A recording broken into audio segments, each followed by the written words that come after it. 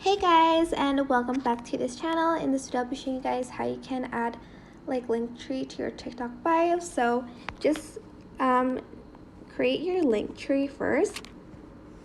So claim your Linktree, and you basically want to just add in social media into that Linktree. So let's just add in my email, and you're just going to go through these first. So select one, create your, digital creator, continue, and I'm just going to select the free one and press join for free. Continue to your Linktree,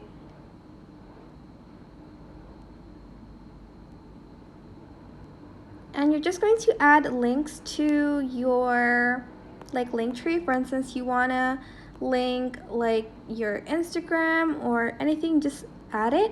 And you're just going to want to copy and paste your Linktree website. So go to Linktree,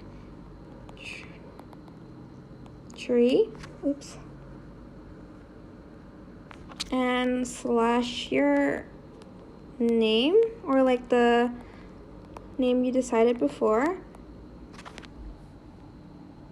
So my profile is not verified, but what you're going to basically do is select the website, go to your TikTok, go to edit profile, and on the website you're just going to paste it and press save once you're done. But I use card.io,